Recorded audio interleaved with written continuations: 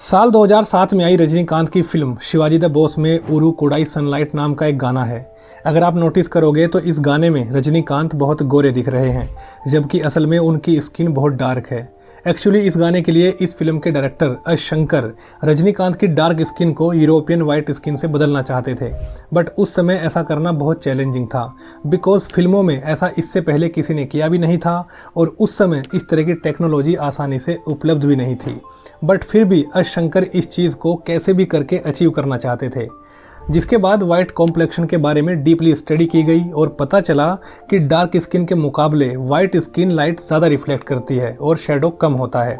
जिसका मतलब ये था कि सिंपल कलर करेक्शन से काम नहीं बनने वाला था। जिसके बाद एक fresh complexion and flush cheeks वाली London based young white lady Jackie को चुना गया and with the help of cinematographer mister KV Anand Rajinikanth के डिफरेंट एंगल्स और एक्सप्रेशंस में टोटल 630 कैमरा शॉट्स लिए गए एंड उसके बाद यही सेम चीज़ उस मॉडल के साथ रिपीट की गई, यानी मॉडल के भी सेम तरह से 630 कैमरा शॉट्स लिए गए because lighting conditions change in every shot. उसके बाद दोनों के लिए गए कैमरा शॉट्स को 4K रिजोल्यूशंस में स्कैन किया गया। 9000 स्कैन किए गए फ्रेम्स में से सभी को रोटोस्कोप किया गया ताकि बॉडी फीचर्स लाइक चेहरा, हाथ, पैर आदि को सेपरेट किया जा सके। उसके बाद डिजिटल फ्यूजन सॉफ्टवेयर का इस्तेमाल करके व्हाइट लेडी की स्किन को रजनीकांत की इमेज स्किन के ऊपर मैप किया गया एंड इस तरह से रजनीकांत के चेहरे को एक चमकता हुआ व्हाइट ग्लोइंग कॉम्प्लेक्शन दिया गया था। इस पूरे प्रोसेस में दो बड़ी प्रॉब्लम थी। पहली, लड़की के एक्शन को रजनीकांत के एक्शन से प्रॉपर मैच करना था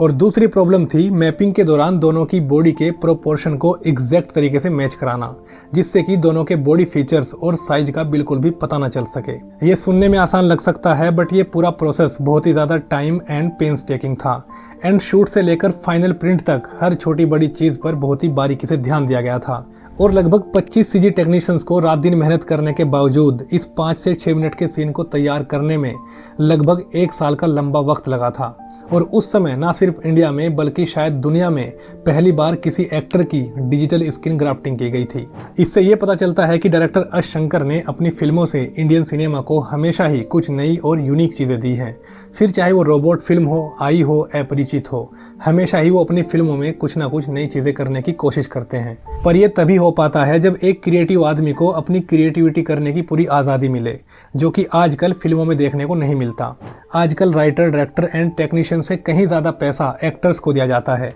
और यही वजह है कि आजकल फिल्में अच्छी नहीं बनती बिकॉज सब लोग क्रिएटिविटी को छोड़कर बिजनेस में लगे हुए हैं। बाय द वे, आपको एस शंकर की सबसे अच्छी फिल्म कौन सी लगती है एंड क्या आपको इससे पहले इस फन फैक्ट के बारे में पता था या नहीं, कमेंट में ज़रूर बताना।